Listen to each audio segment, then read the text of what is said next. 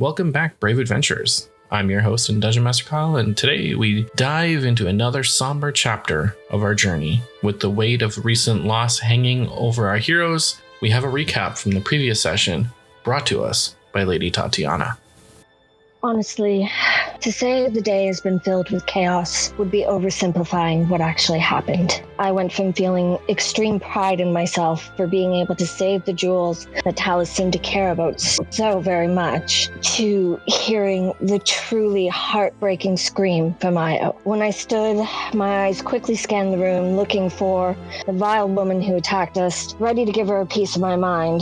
We find my friends standing there with a mix of rage, horror, dear sweet men lying at their feet. It didn't take long for Io to place blame on us, and it was as though with her anger, the room started to collapse on itself. Ortega quickly trying to break through the collapsed tunnel that seemed to be our only escape, yelling at me to find another way.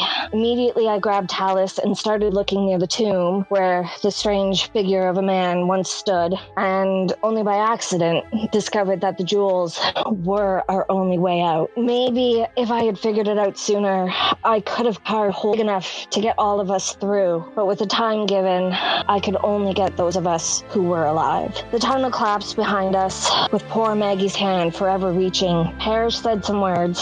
God, it was so foggy. Taking her fingers, giving them to Io, saying there was still a chance to bring her back, and all I could think was how it was a beautiful place to die. Io and Ari exchanged words, which hopefully was just out of anger, and everyone left this godforsaken tomb truly broken. After escaping and exchanging very hateful words, Talus, entering a very gloomy cabin, finds Saigon extremely disappointed, and with all of her rage, shoves her back into reality. Returning to the inn, most of us parted, going our separate ways. Parrish going back, cooking food, Ari playing music by himself, Talus sitting at our table, and Ortega wandering off to find a blacksmith. I went for a very much needed bath, which was already prepared. I had thought nothing of it until, of course, I was met face to face with my father. Claiming he wasn't to blame for my mother's death,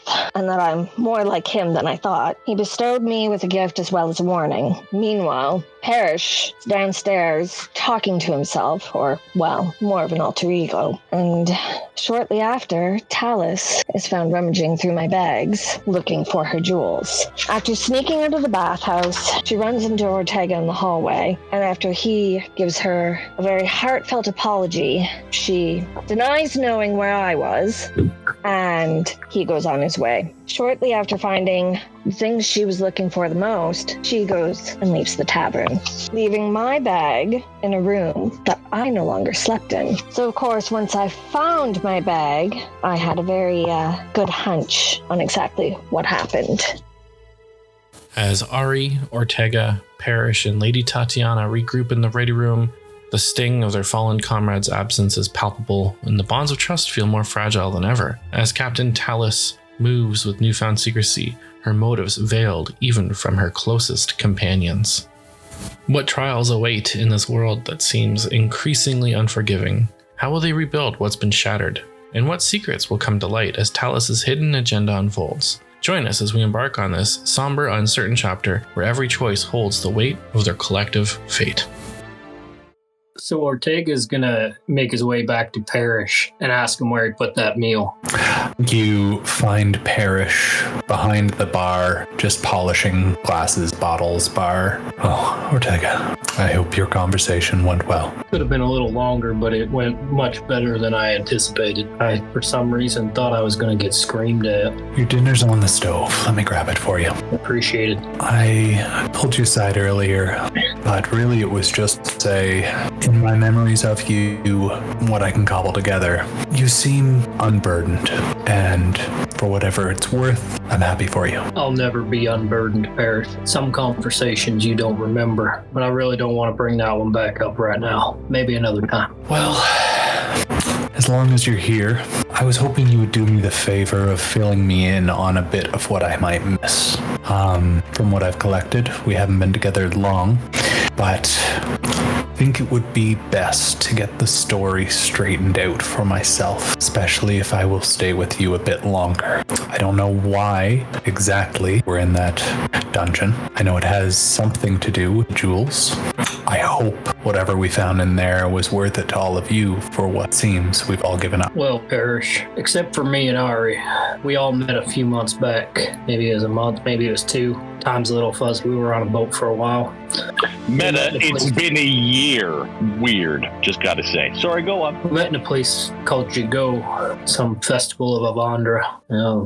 Long story short, we won a contest, but we almost all drowned underwater until we blasted our way into safe haven inside of a mountain in the middle of the water. It was weird. But we found the jewels sitting on a dais, and Ao's party was there too. And we got a vision of that same feller. And when we spoke to a cleric named Beer, that kind of was the head honcho of the festival, he suggested we go to the Betrayer's Rise, and that it was a vestige of Divergence, which is a very powerful weapon on this plane. That's what brought us here and into the Betrayer's Rise. So finding another vision of the same feller to us now to go to what I'm guessing is another continent on this plane. I mean, I'm all for continuing on.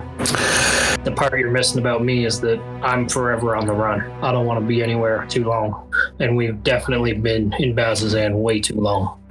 Well, does that fill it in for you? Enough. Something I wanted to let, everyone know that you're here now. In the Betrayer's Rise, I think you've gathered I'm not the man you knew. I definitely have parts of him, memories, mostly, almost entirely, but something else is rattling around in my head. And I think when I grabbed your blades in that room of crystals, I gave it more voice than it had before. And I know you understand anger. There's very little anger there. There was just hatred and disgust.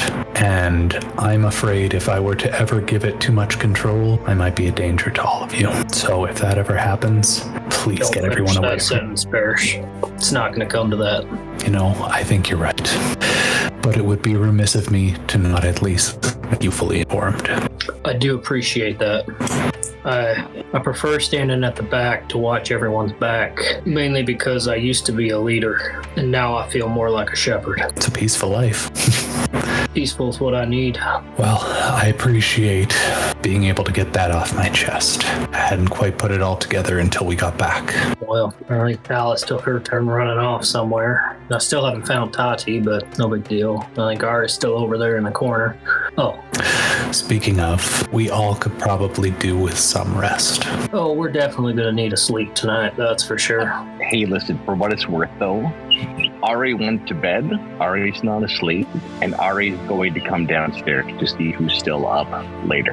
Tati's also going to come. Am I upstairs? Is that where bathhouse is? Okay, just wanted to make sure. I'm going to come downstairs and I'm going to look very pissed off. Red eyes ablazing. Do I see her at the bar with her red eyes blazing? Yes, absolutely. And you can also tell that she is visibly pissed off. I would like to think that... You would have actually seen her beforehand while you were exiting the room, potentially listening in on a conversation between Ortega and Talus. Oh, that's enough to keep me awake. And it's that conversation. Yes? Actually, make a perception check for me, please. Guys, it's going to take me 3 minutes to get my dice. Can someone roll? Who has physical dice on them right now? Who has physical dice? Lily? Lily, right? Lily, roll me a die. Want purple or pink? Now, to be fair, we basically were in the hallway long enough to say, let's not talk in the hallway. Yeah, but I'm Ari. I'm pretty awesome, so I'm looking cool. 15. Oh, thank you, Lily. Okay, so yeah, definitely with a 15, you would have been able to pretty much pick up on the majority of their conversation. When you heard them go into the other room, you probably would have gone and snuck around a little bit to try to see if you could figure out if you could hear anything more. But you got most of the conversation, so you know a little bit about what's happening. No, I mean, I would have put a glass up to the door. I would have opened the door. I've got all my tricks of the trade, you see, from my criminal backgrounds. As soon as they said, hey, let's go talk somewhere private, it was like, well, okay, let's go follow some folks. They should have been better than that. And it would have been at this point when you opened the door that you probably would have run into Tatiana as she's coming out of her own room. Perfect. As I see Tatiana, I say, if we're coming out upstairs out in the hallway, I look at her and say, wonderful timing. May I please buy you a drink? Alcohol, not blood. At this point, I'm gonna hold up the bottle that I bought earlier. I've already beat you to it, but I'm happy to share. On another note, where is she? Where is she? I think I might be missing something. Or sorry, who do you mean? Who? Sorry. I look around. Can anyone see or hear us right now? That I can see? If no one can see us, then and I'm sorry, actually, I don't know exactly what you mean. I feel bad. I feel like this is something we talked about before that I'm messing up now. But I don't know what you mean. I'm looking for Dallas. Oh. Well, Talus, sorry, Talus is in the other room then, right? Or Talus? She's left. She stole the jewels out of my bag and ran from the tap room. Like, she's gone. Then I would say that, to my knowledge, she's gone. And I heard something clicking in the bag that doesn't seem like it was hers. I'll be honest with you, Ari. If the little bitch had patience, I would have given them back. I don't believe that patience is one of her virtues, but I don't believe... I don't take lightly to people going through my stuff. Oh, wait, are you saying Tatiana, that's no small condemnation. Are you saying that Talus went through your things? Considering my bag ended up in her room, I'm putting two and two together. Well, there's a game that my friends and I used to play. It doesn't have a great name, but there are 3 strikes involved, and Talus has found herself 2 now. What do you think about that? What do you think about Talus now? Because I feel like things have changed. We'll find out. Keep it between us for now. I want to talk to her before I make any further assumptions. Then I think you are wiser than I am. You might be more compassionate. I am an old soul. And hey, while we're talking, I do need to ask you a small question. Not a big deal. It does not come with Ragbeer style judgments. I've seen his shiny armor and I've felt his condemnation, and I don't give a shit for any of it. But I do need to ask. I have seen bathrooms filled with blood, and I have seen people disappear. So my question is, are they dead? Are they undead? And should we never come back here because of an undead apocalypse? Is the question behind the question. There are many ways to get a bath filled with blood. Not a ton of ways. You know, get enough volunteers though. And there's a certain amount you can drain before killing a person. Tatiana, I guess what I want to know is, do you kill people? Which, by the way, is not a deal breaker for me. I will not say that I have not burned every bite of bread that I had for many years without gunshots to innocents. I just want to know where we are now. Are you killing these people? I haven't killed anybody for a bath of blood, if that's what you're asking. I feel like we're playing a skipping rope game of semantics. Just let me talk. Okay. When we arrived back to the inn, I was told that I had a bath prepared and to keep it ready, as all the innkeepers was told. And when I think bath, I think bubbles and soap. There are some people out there who are a little more morbid, and although I do like to indulge in a drink or two, I have never killed people for that purpose. Have you turned them from what they were first? I don't turn people. I don't. I am not a vampire. I am a Dampier. I was born this way. I don't make others this way. Yes, I have all of the afflictions other than my lack of being able to go out in the sun. Yes, I don't like it, but I don't burn to a crisp. I also don't return to a coffin once I am killed. When I'm dead, I am dead. That's not something you need to worry about. Tatiana, if you're dead, then so am I. I'm not worried about death. The one thing I'm not afraid of. Well, then let me know how you figured that out. Nothing scares me more. I've been around quite a bit for quite some time. And sometimes I wait for it. I think we have more discussions to have later, Tatiana, but you have more than my respect. You have my admiration, and I believe that you and I should be friends, not party members. I believe that you and I should be friends. I'd like that. Now, Perfect. maybe we should stop awkwardly standing in the middle of the stairs and go and actually have this. Yeah, you know what? And this is exactly why you and I are friends, because we know that stairwell conversations after 2.5 minutes become weird. Let's move on. Hey, and as I walk down the stairs, I look up to our essay. I'm writing something for you later. It's not ready yet. Tonight helped. As long as you make me sound like a badass, I can't wait. If I'm a truthful song singer, then you will absolutely be a badass. Only a liar could describe something different. Now let's drink and let's go see them, because by the way, I think that they are all down there a bit of a fucking mess. They need some Talus's. Listen, I'm not the boss of you. I would never deem me, but right now we're a bit rudderless. Talus seems compromised. Ortega, despite my challenges with him, has a great head on his shoulders, and Parrish has me flummoxed to a point where I am no longer wise. If you reverse those two, then that's how I feel. Well, between the two of us, then, we should be able to steer this group into a wise direction. We are stronger together than apart. And Tatiana, I don't want to leave you. Please don't leave me. I'm not going anywhere. Good. Now, again, let's get off the stairs and go and No, it's weird. My ass is very uncomfortable. We proceed downstairs. I'm going to go and sit at the bar and put my feet on the... Ortega would like to make an insight check to see how pissed off Tati still is coming down the stairs. Absolutely. Yeah, go ahead. It shouldn't be a problem. It's pretty easy to tell. Yeah, I like it. 16. Not only can you tell that she's upset, but you have an idea of exactly who she's upset with, which brings us to Talus. Okay, I will start my conversation after you check in on Talus. Okay, so Talus, what you doing? Where'd you go? What's up? I don't know. Okay, here's my first thought. I think I leave the ready room in a bit of a rush because I don't want to be there. And to be completely honest, if Talus was anywhere else in the world, her first instinct would be to go to the ocean.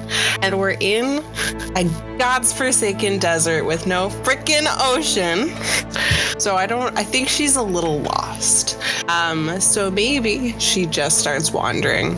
And I think once she's made it some distance away from the ready room, she puts the jewels on and just keeps pushing forward. Not going anywhere in particular, but just... Wait, you put the jewels on? Yeah, I put the jewels on. What? Like, oh, goodness. Am I yelling at Talus or Lily? I don't even know. It's just a little... Love it. Love it. It's Talus. I'm not mad at Lily at all, but Okay, so you find yourself walking to some distance far enough away, and you get to a certain side of town where you've never really been to before, and it's a shadier side, more of a shanty town, village sort of feel to it. Very old. And you come to a broken down pillar, to which point you start to see some like homeless styled people. And actually, wait, sorry, one sec. Did you have the invisibility part on for the Jewels of Three Prayers, or just normal? No, I don't think so. Okay, so you see sulking down kind of near a little makeshift campfire a crying Ao as she is sitting there with her head between her legs, sulking, twiddling something between her fingers. She doesn't seem to make any eye contact with anybody. And in this area, you also notice that there's several other people kind of grouped up, huddling together to keep it out of the cold, but not so much the cold. And the area that you're in is this broken down pillar that's been hollowed out. So there's one side of it is open, but the other side's the top is in the sides are sealed, and you see Ao kind of sitting close to the front where you are, with some light jetting off into the distance where the other end, the open end, is. And as you get closer to Io, she doesn't seem to acknowledge you or even notice that you're there. Frustration sounds. I love it. I love it. I love it. So I don't know if my camera's on. My camera's giving me nothing but squares, spinning circles, but I'm so mad. Your camera is on. We can see you. We saw the walk away. Okay. Is she, so sorry, she's like sitting out like on the street, like in like clear. No, she's inside this broken down pillar. It's dark, but not too dark. Yeah. Okay. And I make like a perception or an insight check to see if it looks like she's alone, or if she's like doing something, or if she's just sitting there. Yeah, absolutely. Yeah, go ahead. Make a perception check. Ooh, that's actually very good. That's a 24. So with a 24, you do notice that, like I said earlier, she does seem to be playing with something. It's hard to notice from the distance that you're in, but it does look like she's got something kind of underneath her knees, and with her head down, she's looking at it. You see that she's actually also talking to somebody, but not anybody specific around her. You can just see that her mouth is moving. I think I'm going to approach quietly, but like not making an effort to like shield or disguise my movement. Like just approach in the softest, gentlest way that I can. Even as close as you are getting to Io, she still doesn't seem to notice that you're there in any way, shape, or form. But you do hear her finish talking to someone, and all you can hear out of Io's voice is something about, "Okay, Mom, love you." I'm gonna use the Jewel of Three Prayers to cast a light and like illuminate this space. So Io doesn't necessarily notice you casting a light, as there's a fire kind of built up close to her, but she does notice that the light seems to change as the flickers change from a full blast of light. She lifts her head up, looks around, and she notices that you are there. She doesn't say anything, but she puts her head back down. You can use the jewel to cast spells. You can use it for power. Mm-hmm. Oh, well, okay. I think I'm just gonna like crouch down beside her so that we're on the same level. And I'm just gonna go, if you want me to leave, you only have to say so. I just wanted to say that I am sorry for how things turned out. And I wish I could say that I could better than this. I could offer you more, but that would be another lie.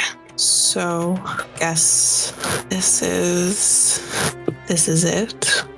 And I know the good parts won't overshadow all of the hurt and the pain and the loss, but I hope you remember them as being real, or the time that they were, even if they aren't real anymore. And I wanted to thank you one last time for making me feel something I had not felt in a very long time. I wish things had gone differently, Io. So Io, still with her head down between her heads, you can hear that the sobs have subsided just a little bit. And without moving a muscle, you see that she's twiddling something in her hands.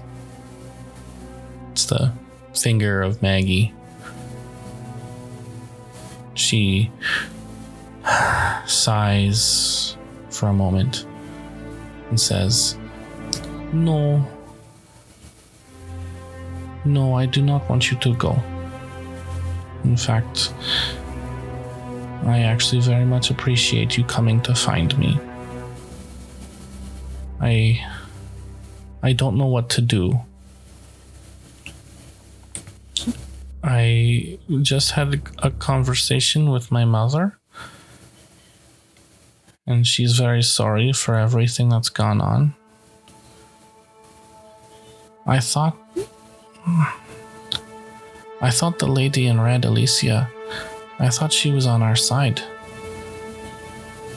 But it seems as though we were all betrayed.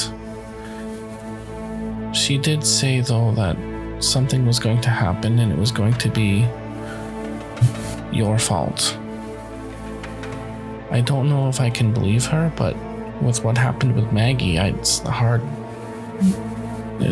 not to. I don't know what to do anymore. My party is split.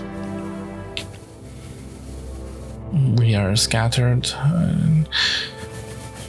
I don't know if we can continue with you.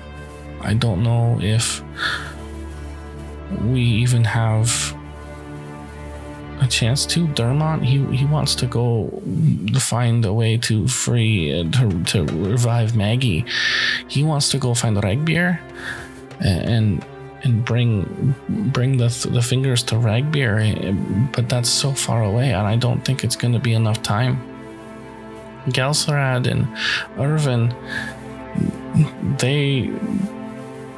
I really don't know what they want to do. Irvin wants to stay with his family, and Galstrad is thinking of heading home. But as for me, I don't know. I don't know if I can even be here. I can't be here anymore. And part of me thinks maybe if we had all gone into the Betrayer's Rise together, things would have been different. But you didn't really tell us a whole lot. It was very secretive. And because we were not there together, we were still competing with each other. And I think had we had been truly a team, Maggie would still be here. Dermot would want to still be here. I don't want to leave you. I don't want to go away. But I know. Well, I know that my mom said. She said some things, and I've been really trying to take it into consideration. She is, after all, pretty wise when it comes to a lot of these things. And I even asked my mom if she could help bring Maggie back, but unfortunately she's just not the cleric that she used to be. And even Dad, he said that there's people that he knows that could help with Maggie, but their time just unfortunately is not going to be good enough. And I don't know what to do anymore, because everything that the lady in red said has come true. And you are all there celebrating and enjoying the win. And you have the jewels, and that's great for you. That's great. That's fantastic. I'm glad that you still have them. But I'm the one sitting here with a dead best friend. I'm the one here with the hard choices that have to be made. And I don't know if I have the strength to make them. I don't know what to do. I want to go to Marquette with you. I think that's where we're going. I think that's the plan. But I don't want to leave Dermot alone. And as for the two guys, I don't know what they're gonna want to do. This is all very difficult for me right now. I think you should do what your heart tells you, Io. And I don't make promises because I've seen how poorly that goes. But I will warn you that I have been careless, and I am certain that I will be careless again. And I don't want to see you hurt again. So whatever you decide, whether you come with us or not, I think some distance might be quiet. Well, my mom always has this saying that friends will always be around. Adventures might not be. And I know that I know that Maggie would want me to continue on the adventure. She's still there. She's still with me. So I think it'll be easy to convince everyone to go to Marquette. But I do have one question.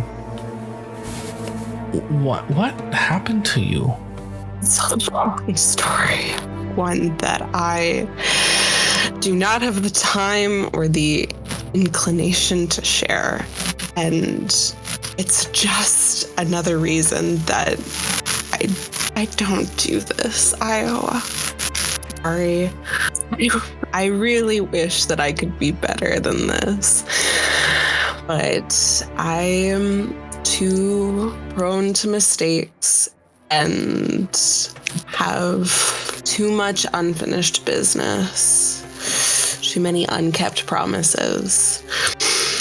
And this is just another consequence of that, one that I have to fix. I have to go.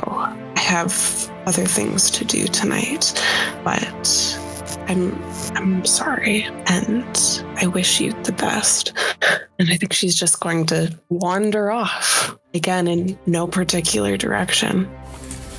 So as you wander off, Ao kind of mutters under her breath, but loudly enough that you can hear her, and she says one last thing finally. She says, Talus, whether you can hear me or not, just know that I really don't think that you are a mistake.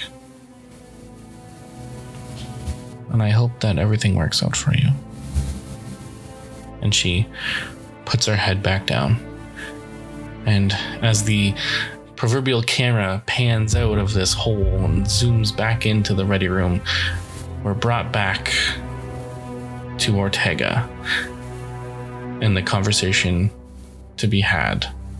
Seems I'm not the one with a little bit of rage this evening. What happened? A lot has happened. Today has been chaotic. We can say that again.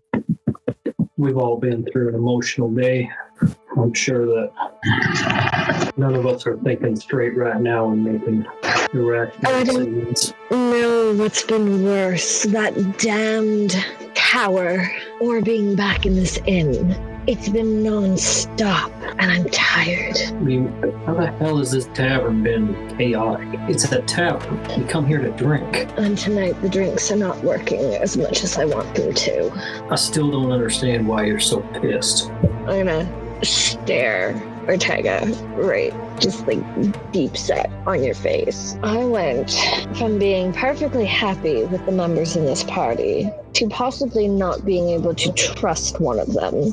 My bag has been gone through, and I just found out that the man who I thought died when I was a little girl is very much alive, so excuse me when I say this tavern is shit right now. And I'm gonna get up and go to my room and just slam the door behind me. Well, you have just completely changed what Ortega was going to do tonight. He's going to turn to Ari, who came down the stairs with her. I know you need a friend in that. You've gone through a lot today, but you seem to have your head on your shoulders a little more tight than she does today. I think I should follow her. Well, for all your intelligence, that's a good piece of wisdom. Ortega's going to grab a bottle off the counter. No. He touches your arm gently. He doesn't grab you. He's just like a hey. Which arm? Ortega's currently shirtless? No, not the hurt arm. Not the hurt arm. I wouldn't touch that. But I would touch his other arm as he's going up the stairs. Things have been hard, things have been crazy, things have been deadly, and things have been doomed. And things aren't always that way. You and I have been through this before. We haven't been through it with other people. Ortega, I want to stay with you. I want you to stay with me, and I want us to remain part of this all together. And believe it or not, Ortega, despite all the crazy and despite the disagreements, this group is better together than apart. You don't have to tell me now, but tomorrow I'm going to be out on the dock outside of the inn, and if you want to tell me what you think, I will be there. My party is you first. I'm not going anywhere, Ari. You want to stay with all of them because I do. All of them, Ari. And I don't know what Talus did, but she's the only one not here, which means Tati is pissed at her. Ortega, we've all been mad at each other before. You and I are an amazing team that have been through fire and hell. Now, if we want to grow a team, we need to expand the same amount. We won't always get along, and it won't always be perfect. These are good people who do incredible things, and I do not want to proceed in what seems important without them. And I believe we're here to do important things. But I'm not doing this without you, Ortega. Not on the same page. We've been out of step for too long. I agree. So we do it. Let me go talk to Tati, and I'll meet you in our room. There's conversation to be had. Things need to be straightened out. More importantly, I just want to make sure you're all right. You've been through the ringer today. Oh, but haven't we all? A good night's sleep will help, and I believe that instead of meeting tonight, we should just talk on the dock in the morning. And to be honest, I think that there's other conversations that need to happen tonight that we need space for, and I need to sleep. I am very fucked up. We're all fucked up. Yeah, no. So I'm gonna pull a hard sleep card, and I will talk with you on the dock in the morning. Or for now, go downstairs and let's finish our. There's no reason to have these sorts of conversations in stairwells. Ortega, you and I have been there too much to not celebrate wins when we survive and create good things. Let's go. Let's drink. Let's be. I don't know why you're standing in a stairwell, but I've been sitting at this bar since I came down. Oh, cool. Then I have a general misunderstanding of where the conversation took place, and honestly, I would have been more comfortable knowing the other side. I'm still going to go to the hearth and grab my ukulele, and I'm going to strum, and I'm going to smile, and Ari feels very at peace. Ortega is going to pick up a bottle off the counter, and he's going to go to Tati's room. He's not going to knock this time. He's just going to walk in and close the door and give time for her to do something or Alice to do something. But he's going to get chat with Tati in a little bit once I get this guy asleep. I mean, Josh walked away. Parrish was probably just clean and bought. Oh, there he is. There's his face. No, I'm right here. I have to walk around a bunch because I have. That is fair. Would you like to have more feelings? No, I have all the feelings. Let's go. Okay. So, sorry, Kyle, you having trouble staying awake? I know you've got a real hard job today. I think he's crying about the story. I mean, like, oh no, who's cutting onions in here? So Parrish will walk out from the kitchen, having been cutting onions and talking to himself. And the best line of the entire series so far, having been cutting onions. I'm sorry. That's fucking gorgeous. Cut that part out, Kyle. But Jesus H. Christ. And no, just my reaction, just my shit. And Parrish will say, Ari, would you like a drink or anything to eat? I know it's late, but I feel as though we haven't really gotten a chance to speak. Yeah, Ari needs a second, and he gets a little caught up and eat. I don't want to drink and I don't want to eat, but I want to talk with you more than anything. Will you come sit with me and grab an instrument? Sure. Parrish grabs Ari a water and him some wine. Ari drinks the water and he starts strumming. And to be honest, it's not a song that they sing together. The idea is that they're just sort of jamming. It's an activity. That's jazz, man. It's jazz, man. And Ari says, it's nice to play music with you, and I don't know if you remember that. I gotta say, I've known that you've experienced some different things and have lost some things and have learned things new from what I've seen. And I'm just kind of wondering if we should start over. Hi, my name is Nocturne 4. It's really nice to meet you. Well, Nocturne, that is a beautiful name. And you asked that if I remembered you? From my life, things I remember most strongly, things of joy and beauty and togetherness. And I think my memories of you are entirely intact. Well, good. That's really good. I do want to say, though, yeah, not the Parrish you knew. I've already told Ortega, but the deal that was made, it took a lot extra. Apparently, the Raven Queen was none too pleased how I had been conducting my business. And, fuck her. I gotta say, based on the basic assumptions that I have from what you've told me, she seems like a total dick. I think I'm just about done serving gods. I think I'm just about done serving queens.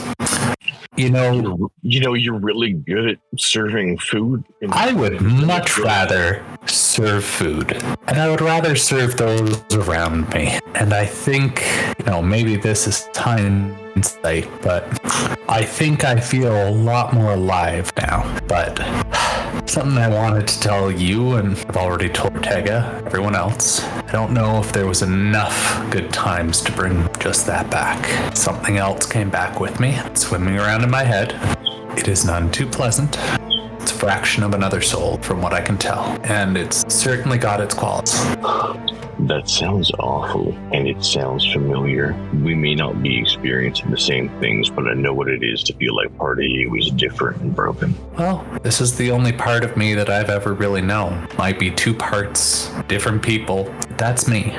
And I am really thankful. I had a question for you, by the way. Feel free to sit on it for a while, if you so choose. Well, I gotta say, I tend to shoot from the hip, which I think you've seen because I have shot our friends by accident. Hey, not your fault. Giant screaming statue in an evil dungeon. I mean, sure, context, but by definition, it is entirely my fault because I shot them. Still me. No one.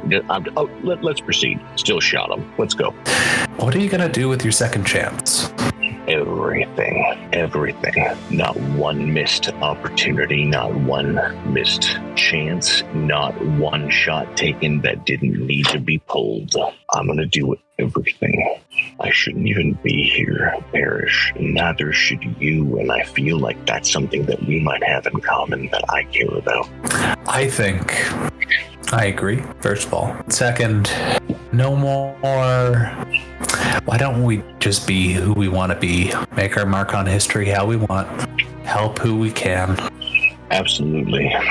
But I think what might make this really interesting, Parrish, and he comes in a bit close, he says, there's still part of us that scares the shit out of me. I mean, I've got a paladin of Lilith screaming in my head to kill everyone. That's pretty scary. And sometimes I feel so sad. I wish it was me. But let's just move forward together, Parrish. I don't want to do this party without you. We're banded broken, and I am not banded without, I believe, an experience that I have shared with you. And whether you remember everything or not, or whether I am the same person or not, what I care about is a journey that I want to take with you. Please come with me. Please come with us. Please come with me. Ari, my heart hasn't beat since I've come back.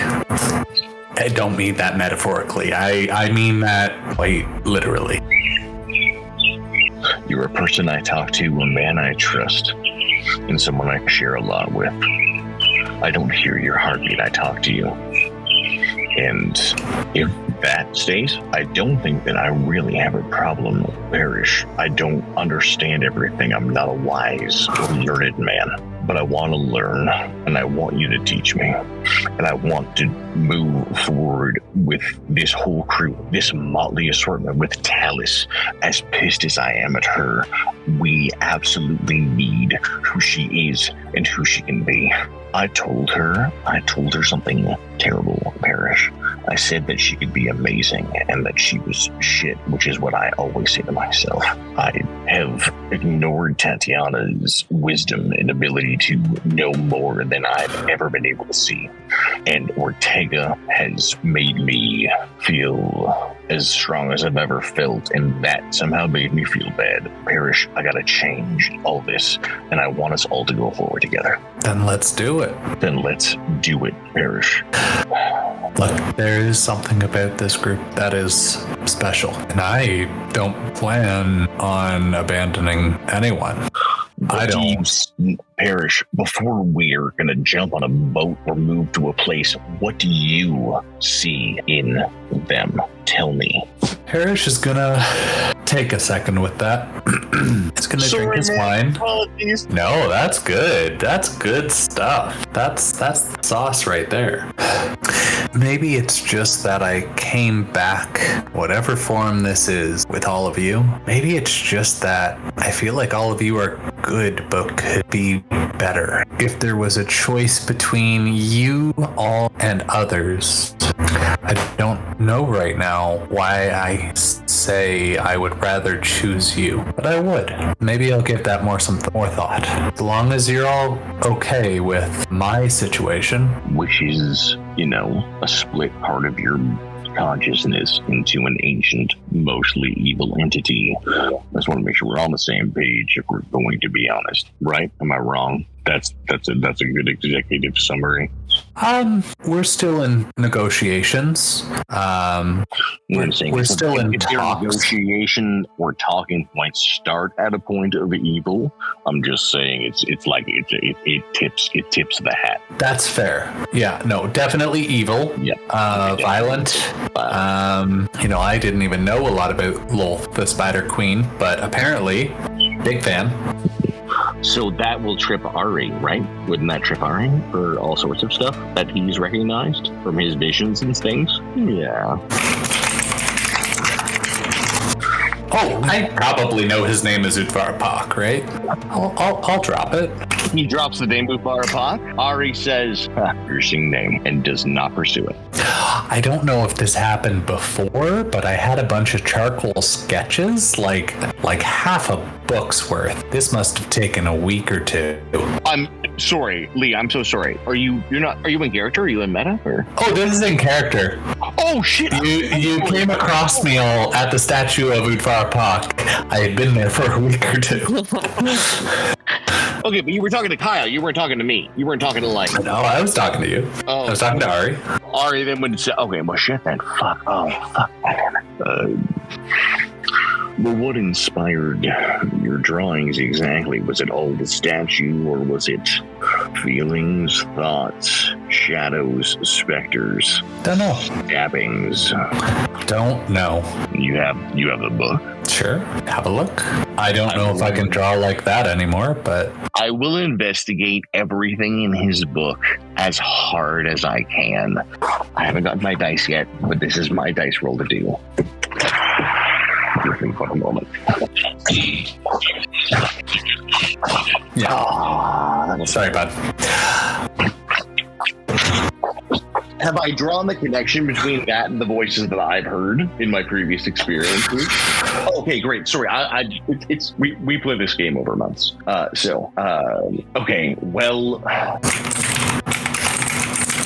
Sorry. Yeah, no, Ari's gonna stay tight-lipped, actually. Ari's gonna understand it and hear it and see it.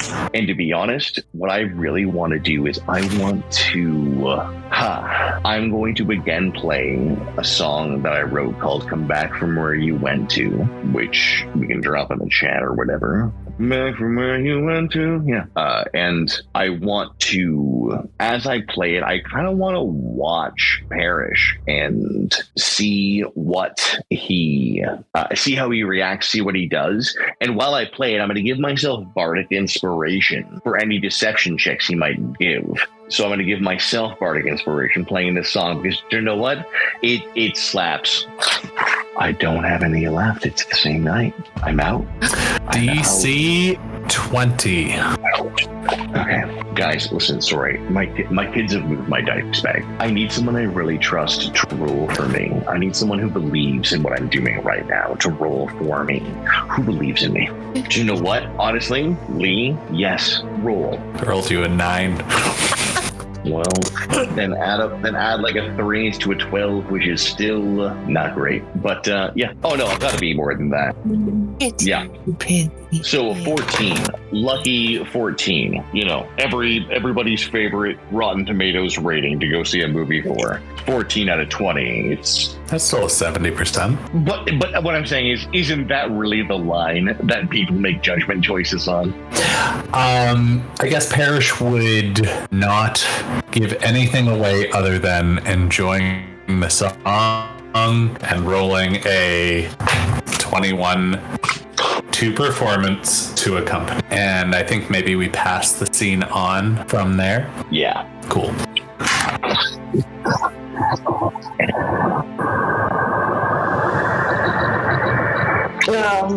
When Ortega enters the room, he sees that Tati is very angrily, just throwing things against the wall and, tearing pillows apart and raging. I always thought you were the calm, cool one. Collected. Don't want to be calm and cool or collected right now, so if you'll excuse me. You totally cut out. Something else against the wall. Did you say I cut out? Yeah, I didn't hear anything you just said. I can hear you now. I said I don't want to be the calm and cool and collected one right now, so if you'll excuse me. And I throw something else against the wall and then take a drink of my liquor. I don't know what she did, but is it worth the anger? It's not just her. It's me. It's me in my head. He got in my head, and then she just topped it off. Then let your rage for her subside. Who is he? My father's alive. That's the one that made you what you are, right? When a man loves a woman, and yeah. I was born I'm pretty like sure this. we figured that out. When a man loves a woman. Not save it. It's not. Dude, that song was at my wedding, and that song ruled. Is he the one that left you that? And Ortega's gonna walk over and with one of his fingers just slightly pull at part of the shirt to reveal the crimson red. Yeah, cover it. Unfortunately, I don't know what it is. I don't know why. I don't know if I'm angry because he claims he had nothing to do with my mother's death, or the fact that he's waited 50 years to show up in my life. I'm having some really bad daddy-daughter issues right now, and it's weird, and I'm angry. And then, of course, to top it all off, I'm 95% sure that Talus stole the jewels out of my bag without saying anything. And that's why I'm angry at her. I'm angry because he didn't have the courage to ask. And I've thought highly of her up until now. Now I just think she's a coward. I used to think that too, for the exact same reason. I don't do feelings, and this is just too much feelings, and I don't like it. We have all had an emotional day, which is apparently causing every one of you to lose your goddamn minds. In Betrayer's Rise, you impressed me more than anyone I've ever seen. Oh. You ran down a hallway of spikes, I think just to impress me, and it worked. No. Why would I want to impress you?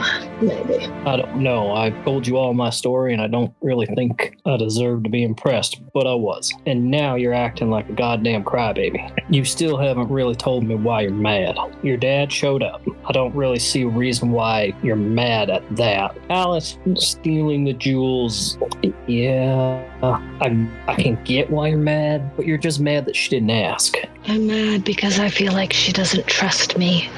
With my experience with Talus, it's not that she doesn't trust you. I just think she's got other things going on in her head that are making her act crazy. Because I know you're real good at keeping secrets. When I got that sword, well, right before it, when I was in her body, there was someone screaming at me to get out. So I don't think she's entirely in control of her own actions. And the last thing we need to do right now is not be there for her. Still mad that she didn't ask. I don't care if you call me a crybaby, that's fine. I'm allowed to be tonight. You're right, that's fine, but that's not why I came in here. You impressed me, and that's not an easy thing to do. You're one of the strongest, most independent women I've ever met, and a complete and utter badass. Don't stop being the badass. That could never happen. Then what you just did right now never happened.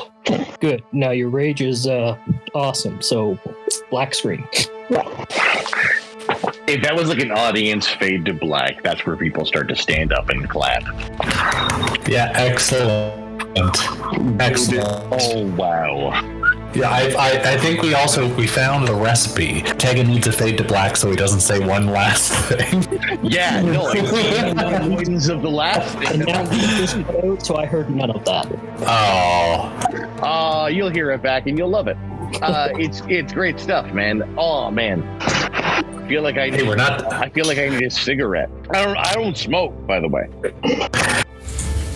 So, as everyone settles into their respective areas in the ready room, we're left with Talus, who has been wandering the streets of Bazalzan the entire time. She has come across various random things in this shanty town, the shanty side part of town that she is in. And so, Talus, what are you doing now? Where do you have a destination? Are you heading anywhere in specific? I think Talus probably wanders until she can't wander anymore, and she stops. And I think she just, wherever she finds herself, she just like waits and waits, and then looks up somewhere in the sky and asks, "What are you waiting for?" You look up, and seconds seem to turn into minutes as you pause, and you hear nothing. Just the sounds of the quieting city bustling around you, and the wind whistling of the Betrayer's Rise as it looms in the background of Bazalzan. Talus is going to take the jewels. She's going to pull them from her and think about best way to destroy them. And I think she's just going to like drop them on the ground and like hold her foot over them as if she's about to crush them, and then pause for a second. So as you go to drop them, you feel this cold, haggard hand on your shoulder as it motions for you to stop what you're doing. And you hear in a familiar voice from a long time ago, as you turn and you look and you see this cloaked elderly woman with faded white hair and very pale skin, piercing yellow eyes. And she goes, oh, best not to be losing your jewelry in this part of the town, dearie me. Oh my, no, yes. Come, you should not be out here. You should be back at home, where you are safe. Come with me. I can help you. I will take you to where you need to go, and I will take care of you and make sure you are safe. And make sure you hang on to your jewelry. You don't want to be losing that now. Oh, and also, maybe let's get you back to your friends. Come with me, my child. Do we have a deal? We're good. We can go. Let's go. We have a deal. We've got this. I will bring you back to your friends. It's okay. Don't worry. I will keep you safe, as always, my child. Yes. You recognize this woman finally as the one you've come to know as your friend. Saigon, but not Saigon. And it's calming to you in some odd, mysterious way. Yeah, I'm gonna tuck the jewels away and follow her quietly. So this cloaked woman starts leading you down through Bazzoxan. You walk past the area that you'd met Io with, and you started to come into view of the proper side of the town that you recall. And along the way, all you hear is this lady just with her hand on your shoulder, and the chilling touch and the temperature change is different here. You know, you were used to the arid, dry, humid, not so humid area of Bazzoxan in the desert. But when you are around this woman, it's cold and it's quiet, and you walk past everybody that you had seen before, and it's almost as if they don't even make any eye contact with you. It's as if you're not even there. As you continue walking, you hear the of your feet as you walk through the gravel roads, and you look down and you don't see any footprints on this cloaked woman. In fact, it doesn't look like she's walking at all. You don't hear any second footprints being made. No footsteps coming from her. And she looks at you and goes, "Oh dear, don't worry. I will keep you safe. You have nothing to worry about. We have a deal. I will get you there safe. Don't worry, my dear, my child. Yes, don't worry a single thing, and make sure you hang on to your jewels. They look much better on you, and I am very happy to see that you have them. Don't lose them, don't put them down, and make sure no one takes them from you."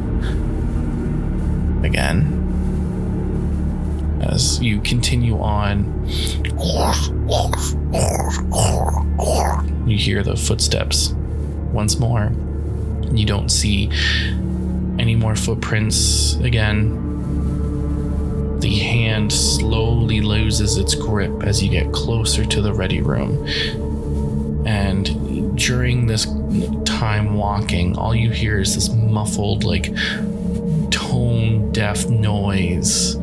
It's almost as if you are in between planes as this woman has been guiding you along. And every time her grasp loosens, you feel the material plane get closer to you. And when you notice these things, the grip tightens again and you start to fade out again into this ethereal realm. And you, upon getting close to the ready room, within viewing distance of the circle, the square that you were wandering around in before, she motions for you to go on into the ready room. And, okay, I got you here safe just like I promised. Yes, my child, yes. And make sure you don't let your friends take those jewels again. Yeah, you wouldn't want to make anyone upset now. And do try to be more careful. I'm going to take a few steps towards the ready room, and then I'm going to look back and just say, I'm so sorry. And then continue into the inn. As you look back, you notice that the cloak is the only thing remaining from this shadowy figure that followed you home. As it lays on the ground, it swirls up under a dust of wind and blows off into the night, as if this person was never ever there at all.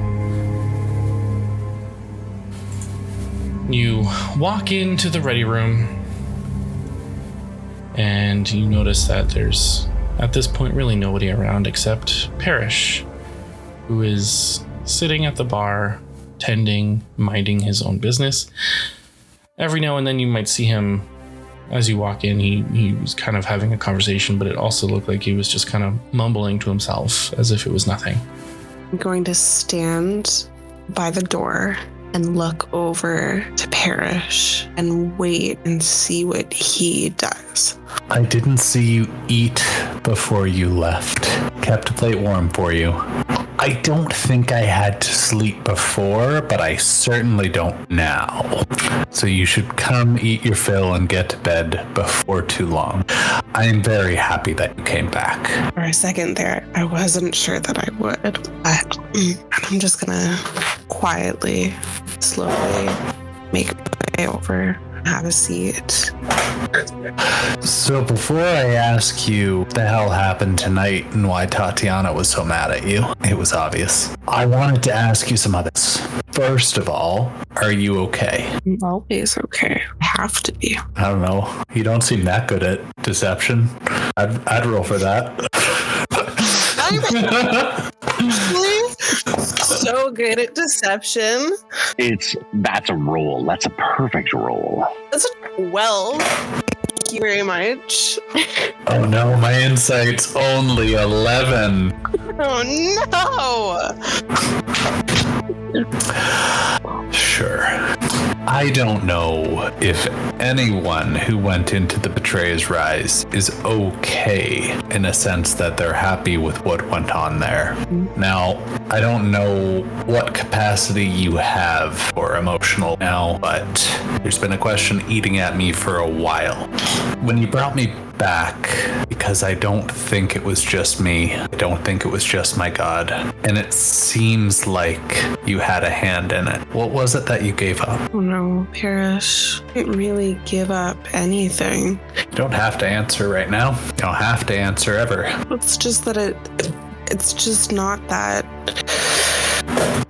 No, I asked for a favor. I didn't.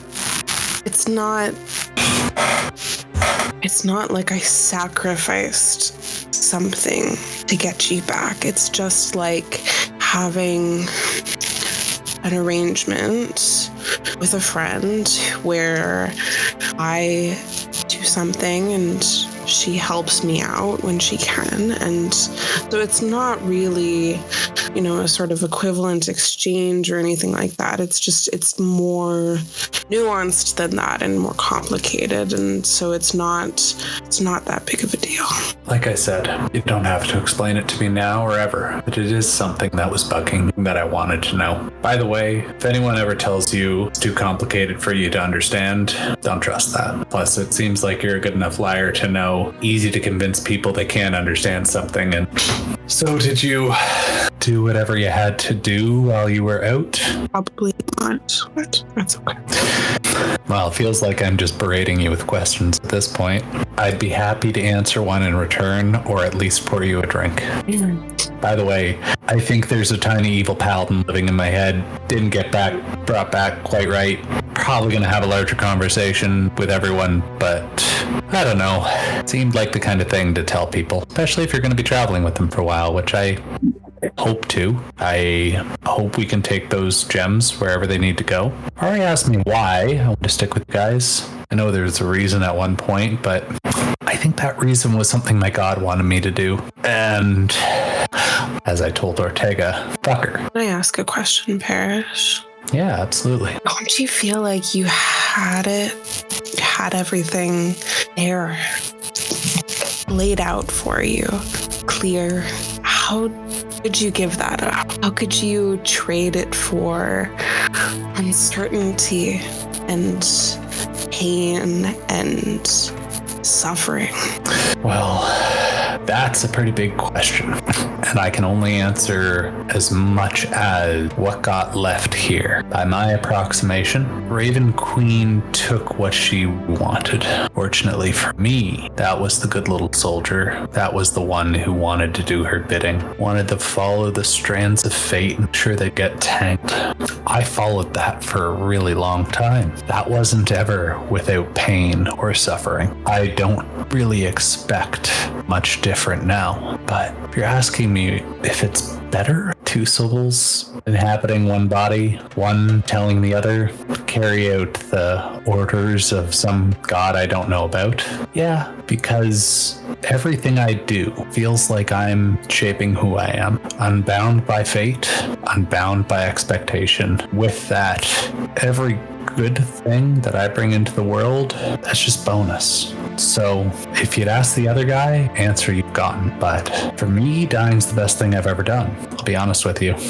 I don't think my heart has beat since I've come back, and I don't taste the same for it all. But I still get to feed all of you. I still get to try and make things a bit better. I think that's enough. So would I want things laid out for me? Absolutely fucking not. And more, I don't know. I think grand designs are great and lofty goals for people with a lot of power, kings, queens, gods. It's a lot easier to just do what's right in front of you without promises of tomorrow. By the way, I've had a couple of these bottles of wine you see on the counter, so that didn't make a lot of sense. No, it was... Oh, that was actually... Sorry, I enjoy that a lot. I really enjoy that a lot. Jesus, holy, like, wow. Well, So- Parrish, Sorry, I'm very locked in. Go ahead. I am disgustingly sober for what I've been through tonight. So I think I'll be taking one of those, and I'll see you tomorrow. Whatever you did doesn't seem like it's something that people can't forgive in this group. Oh, well, I guess we'll see. Hey, Dallas, Mm-hmm. was there lessons learned? Be completely honest, I don't think so. Not yet, anyways. I don't know if that sort of thing's going to be extended forever, but I'm glad you got dinner tonight. Thanks for coming back. And Talis is going to pick up a bottle of wine. She's going to make her way upstairs. And when she enters her room, she's going to put the bottle of wine down. She's just going to crawl into bed. She's going to sit there for a few moments. And she's just going to look and see if she can find her heartbeat. And then she's going to go to bed. As the night at the ready room comes to a close, everyone snoring away. You can hear Ortega in the broom closet where Tatiana is. The loot shoved to the side where the mantle place was. That's where we're going to end it tonight. And so, another chapter in our journey draws to a close. With heavy hearts, our heroes have regrouped in the ready room, their resolve tested by the shadows that linger from their recent trials. Captain Talos has found her way back, her mysterious endeavors adding layers of intrigue to their already complex mission. The pain of their loss is a constant companion, yet their determination to press on is unwavering. What new challenges lie ahead as they grapple with fractured loyalties and unspoken secrets? Only time will tell. I've been your host and Dungeon Master Kyle, and thank you for joining us on this emotional ride. We're grateful for your continued support and engagement, and special thank you to MAB Music for providing the hauntingly beautiful backdrop to our story. Until next time, stay safe, and may your own adventures be filled with wonder and discovery.